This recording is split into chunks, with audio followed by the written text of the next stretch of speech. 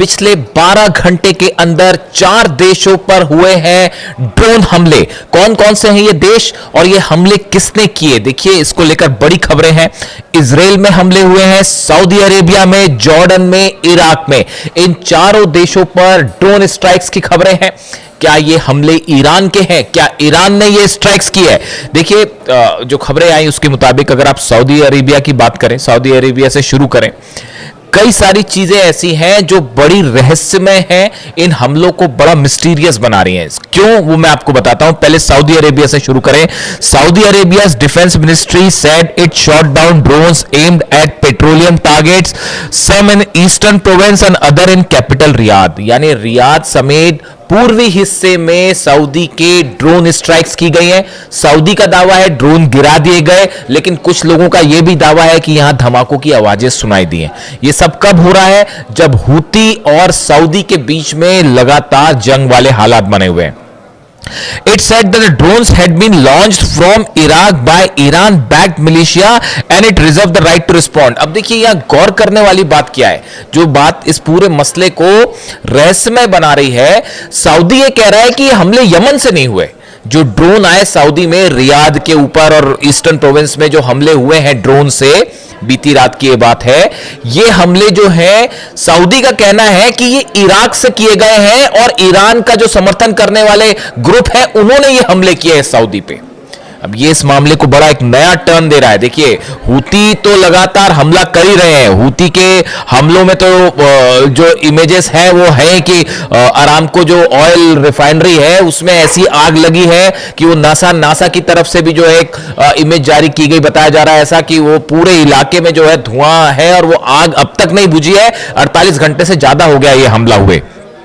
Satellite imagery circling on social media appeared to show damage caused to Saudi's Aramco oil processing facility in the country's east.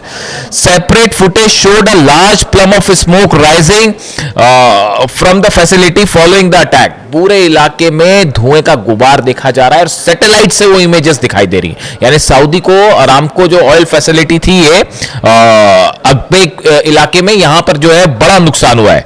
Separately Iran Houthis allies, Iran's ally Houthi in Yemen said they have targeted transit sites carrying oil west to Saudi Arabia's main Red Sea oil port of Yanbu। इन्होंने कहा है कि जो जहाज Yanbu जा रहे हैं Saudi के, उसको भी, उनको पे भी हमले किए गए। देखिए 3 हमलों की खबरें तो कंफर्म थी कि 3 जहाज सऊदी के इसको हूतीस की तरफ से टारगेट किया गया, इस तरह की खबरें। अब इनका फिर से दावा आया है कि जो यानबू पोर्ट है सऊदी का, इसके पास और जहाजों को निशाना बनाया गया है।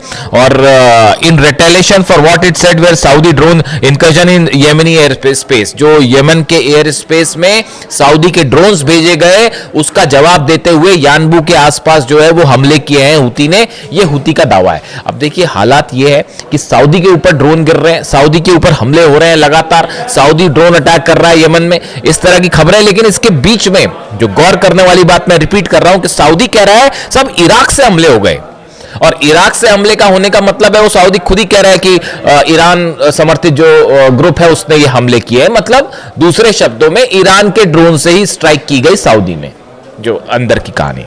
अब देखिए अब दूसरी खबर आ जाइए। दूसरी खबर है इजराइल में तो कल सेडोट इलाके में वैसे ही हंगामा मच गया था। जो 2 कंपनीज में ऑयल, जो केमिकल कंपनीज है उसमें ऑयल कंपनी में जो धमाके हुए, आग लगी, उसके बाद वहां पर अमोनिया फैलने की खबर थी, तो वो उसको ऑलरेडी ड्रोन स्ट्राइक मानी जा रही थी। तो पूरे इजराइल में कल इसको लेकर खबरें थी कि भाई ये हमला हो गया। उसके बाद रात को फिर एक बड़ी चौंकाने वाली खबर आई। खबर ये आई कि इजराइल में जो है वो जॉर्डन का जो बॉर्डर लगता है वहां से 2 ड्रोन्स अंदर आ गए और इजराइल का दावा है कि हमने उसको मार गिराया। ऐसा इजराइल का दावा है, वो मार गिराया पता नहीं, लेकिन 2 ड्रोन्स अंदर आए। अब ये ड्रोन किसने भेजे हैं इसको लेकर कंफ्यूजन है। इजराइल कुछ बोलने को तैयार नहीं है। अब जॉर्डन के बॉर्डर से अगर इजराइल में ड्रोन आएगा तो या तो वो हिजबुल्लाह ने भेजे हैं या ईरान के ड्रोन्स है। तो अब इसको लेकर पैनिक है इजराइल में कि भाई ये ईरान के ड्रोन्स आए हैं। कल जो ऑयल जो केमिकल कंपनीज में आग लगी थी दो, वो भी ड्रोन स्ट्राइक थी। इस तरह की भी चर्चाएं हैं। हालांकि इसकी कोई पुष्टि नहीं है, ना ईरान ने कुछ कहा ना इजराइल ने इस तरह की बात कही, लेकिन वो चर्चाएं इस तरह की, वो अटैक इस नेचर का था या वो हादसा इस नेचर का था। आप अटैक नहीं कहिए, हादसा इस नेचर का था। अब ये 2 ड्रोन आने की खबर कंफर्म है। ये सब कब हो रहा है? जब नेतन्याहू जो है डोनाल्ड ट्रंप से मिलने के लिए वॉशिंगटन में है, यानी नेतन्याहू वहां मिल रहे हैं, यहां पर जो है ड्रोन्स आए जा रहे हैं इजराइल के ऊपर। अब आप बात कर लीजिए जॉर्डन की। जॉर्डन में भी खबरें हैं कि 2 ड्रोन से स्ट्राइक की गई है। ये जॉर्डन का दावा है। अब जॉर्डन में कौन स्ट्राइक करेगा आप खुद ही समझ लीजिए। दोनों ईरानी ड्रोन्स बताए जा रहे हैं कि ईरान के जो ड्रोन्स थे इससे हमले हुए हैं जॉर्डन पे, ऐसा जॉर्डन का कहना है। और 2 ड्रोन्स जो है वो टेरिटरी में अंदर आए। धमाके हुए नहीं हुए पता चलेगा, खबरें सामने आएंगी। यानी जॉर्डन में भी हमला है। आप इराक की बात करें, इराक में बड़ी स्ट्राइक हुई है, बड़ी स्ट्राइक हुई है, ड्रोन स्ट्राइक। शायद 136 ड्रोन से ये हमले किए गए हैं। करीब 5 से 6 जगहों पर धमाके हुए हैं। जो अमेरिकी एम्बेसी है उस एम्बेसी के पास ड्रोन स्ट्राइक हुई। उसका नतीजा यह हुआ कि करीब 10 फाइटर जेट अमेरिका के तुरंत टेक ऑफ करते हैं। ये अंदेशा था, ऐसा लग रहा था कि अमेरिका फोर्सेस को कि ये बड़ी स्ट्राइक हो गई है और मिसाइल हमले भी हो सकते हैं। और अगर एम्बेसी पे मिसाइल गिर गई, सैनिकों की और कैजुअलिटी हो जाएगी, अधिकारों की कैजुअलिटी हो गई तो और जो है बदनामी हो जाएगी। वैसे ही जॉर्डन में कितने मरे हैं अभी तक पता नहीं चल पा रहा है। जॉर्डन में कितनी कैजुअलिटी हो पता नहीं चल पा रही है, कुछ बोलने को तैयार नहीं है। ईरान ने दावा कर दिया 200 सैनिकों को हमने मार दिया है, तो वो एक अलग कहानी खड़ी हुई है। दूसरी तरफ वो जहाज जो जले हैं वो नंबर्स मैं आपको बता चुका हूं, 20 से ऊपर जहाज है जो डैमेज है। ऐसा दावे हैं कि 20 से ज्यादा जहाज जो है वो ईरान ने डैमेज कर दिए। अब ऐसे में ये इराक पर हमले क्यों हो रहे हैं, जरा इस बात को समझिए, समझना जरूरी है। ये हमले कोई रैंडम हमले नहीं हो जा रहे कि बस आज मन किया इसलिए हमले कर लिए, ऐसे हमले नहीं है। जो मेरी जानकारी है उसके मुताबिक एक बैठक होती है, ये बैठक हुई थी 24 घंटे पहले। इस बैठक में डोनाल्ड ट्रंप शामिल थे, जितने अधिकारी हैं, ब्रैड कूपर सेंटकॉफ के चीफ हैं वो शामिल थे, जनरल डैन केन शामिल थे, पीट हेग्सेट शामिल थे।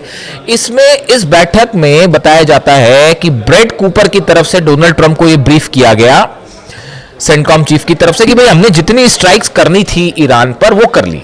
एयर स्ट्राइक्स की लिमिट होती है कि वो कर लिया, जितना नुकसान पहुंचाना था पहुंचा लिया, अब इससे ज्यादा एयर स्ट्राइक करने का फायदा नहीं है। तो फिर बोला जाए कि अब क्या किया जाए, तो बोले ग्राउंड ऑपरेशन एकमात्र तरीका है कि ग्राउंड ऑपरेशन किया जाए। ईरान उसके लिए तैयार बैठा है। ईरान कह रहा है यू आर वेलकम, कदम रख के देखिए हमारी जमीन पर, उसके बाद हम बताते हैं क्या होगा। वो ईरान की सेना तो 8-9 लाख सैनिक तो तैयार है ही है, वो 9 करोड़ जनता भी तैयार है। वो तो पिछली बार हेलीकॉप्टर रेस्क्यू, जो प्लेन का पायलट जो क्रैश हो गया था, प्लेन और पायलट फंस गया था वहां पे, और वो जो है उसको निकालने के लिए ईरान की सेना बाद में पहुंची। वो आम लोग जो है वो भिड़ गए थे अमेरिकन फोर्सेस से। तो वो जो 9 करोड़ लोग हैं वो अलग तैयार हैं।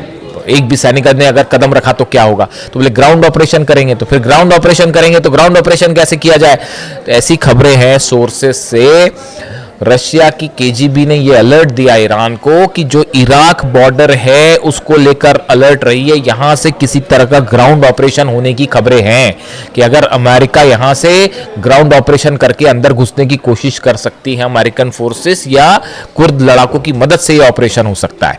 इसीलिए आप ये जो देख रहे हैं लगातार हमले हो रहे हैं, कुर्दिश लड़ाकों के जितने हथियारों के ठिकाने हैं या जहां से वो ड्रोन लॉन्च कर सकते हैं या जहां पर उनके बेसेस हैं, इन सबको तबाह किया जा रहा है। ये इंफ्रास्ट्रक्चर तबाह किया जा रहा है। और यही ईरान की प्रीएम्प्टिव स्ट्राइक की नीति है, जो कि अहमद वाहिदी साहब जिसको फॉलो कर रहे हैं, जिसको अली खामनेई साहब ने हमेशा अपने सामने रखा, और यही वो कासिम सुलेमानी साहब की रणनीति है कि कैसे दुश्मन से एक कदम आके रह के, अगर आपको लगे कि सामने वाला खतरा है, उसको आप तुरंत खत्म कर दीजिए। तो यही इराक में किया जा रहा है। इसके पहले कि वहां पर किसी तरह की कोई ग्राउंड ऑपरेशन की संभावना बने, उसको तबाह किया जाए, और इसीलिए ये स्ट्राइक हो रही है। और यूएई की एक कंपनी पर भी जो हमला हुआ, यूएई की कंपनी जो कि किरकुक में जो हमला हुआ, यूएई की ऑयल रिफाइनरी, उसके ऊपर ड्रोन स्ट्राइक की गई। तो आप देखिए खेल, मिडिल ईस्ट का खेल समझिए आप कैसे खेल चल रहा है कि सीधी लड़ाई नहीं हो रही। ईरान और अमेरिका में बड़े सीधे हमले नहीं हो रहे, लेकिन हमले ऑयल कंपनीज, ऑयल बाब अल मंदेब बंद है, सऊदी की ऑयल रिफाइनरीज जल रही हैं, उधर पे रूस वाला मैटर अलग है, रूस की ऑयल रिफाइनरी अलग जल रही है, वो यूक्रेन हमले कर रहा है। ईरान को लेके पुतिन और ट्रंप आमने सामने हैं, वो एक अलग बात है। इराक में देखिए, इराक में जो यूएई की ऑयल कंपनीज है उस पर हमले हो रहे हैं, यमन में हमले हो रहे हैं, इजराइल पर जो है वो 2 ड्रोन अंदर आ गए, और वो केमिकल फैक्ट्री में आग जो लगी है वो अभी भी संदेहास्पद है, तो उसको लेकर वो अलग खबर है। जॉर्डन पे हमले हैं, और नई वार्निंग आ गई है ईरान की तरफ से। ईरान ये कह रहा है पिछले 48 घंटे के अंदर, देखिए जो पीटरसन वॉरशिप है अमेरिका का, जो कि अरब सागर में था, ये हॉर्मुज के थोड़ा करीब आया है, और इसने जो है जितने जहाज ईरान के जो जहाज हॉर्मुज से आना जाना कर रहे हैं उनको रोकने की कोशिश कर रही है अमेरिका की नेवी। ये कब हुआ?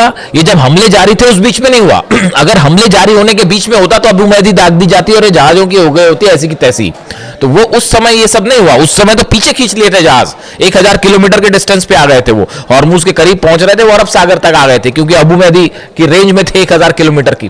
फिर ये हुआ कि जब ये हमले बंद हुए तब ये यूएसएस पीटरसन जो है ये एक्टिवेट हुआ, और कुछ जहाज अब ये ईरान के जहाजों को रोकने की कोशिश कर रहे हैं, जो तेल के जहाज ईरान जा रहे हैं या आ रहे हैं। उसको लेके ईरान की तरफ से वार्निंग आ गई है कि अगर ये जो तमाशा आपका चल रहा है ये चलता रहा, हमारे जहाजों को रोकने की कोशिश हुई, तो फिर आपका एक भी जहाज नहीं बचेगा और सीधी स्ट्राइक होगी। तो हॉर्मुज को लेकर तनाव बढ़ गया है। बाबल मंदे बंद है ही। इसके साथ ही मुस्तफा खामनी साहब का संदेश मैंने कल आपका जिक्र कर दिया था, इसमें उन्होंने साफ शर्त रख दी कि लेबनान में हमारे इजराइल की सेना को पहले वापस बुलाइए, लेबनान पर पूरे हमले रोकिए, वरना कोई बात नहीं। अब ये बीच में जो बातचीत की खिचड़ी पकड़ी है अलग चल रही है। पाकिस्तान भी इन्वॉल्व है, कतर भी इन्वॉल्व है, ओमान भी इन्वॉल्व है, इजिप्ट भी इन्वॉल्व है। वो सब अधिकारी मिलकर आपस में बात कर रहे हैं, वो अनऑफिशियल टॉक्स है। ईरान ने साफ कह दिया कोई हमारी ऑफिशियल टॉक नहीं हो रही। अब क्या चर्चा होगी, क्या यूरेनियम और क्या न्यूक्लियर इंस्पेक्शन इन हालात में? आपने फिर हमला करके 54 लोगों को शहीद कर दिया ईरान में, क्या टॉक करना उनसे? कोई टॉक वॉक नहीं होने वाली, और होगी भी तो कोई नतीजा नहीं निकलने वाला। डोनाल्ड ट्रंप यही कह रहे हैं कि अगर नतीजा नहीं निकला तो फिर हम ऐसा कर देंगे वैसा कर देंगे, तो वो जो कर देंगे वो देख लिया जाएगा। ईरान कह रहा कर लो जो करना है। तो इस हालात में नेतन्याहू और ट्रंप की मुलाकात पर नजर है, वहां क्या निकल के आता है आपको बताएंगे। फिलहाल हालात ये है कि 4 देशों पे सस्पिशियस ड्रोन स्ट्राइक्स 12 घंटे के अंदर, और मिडिल ईस्ट अभी भी तूफान के पहले की शांति। Thank you so much.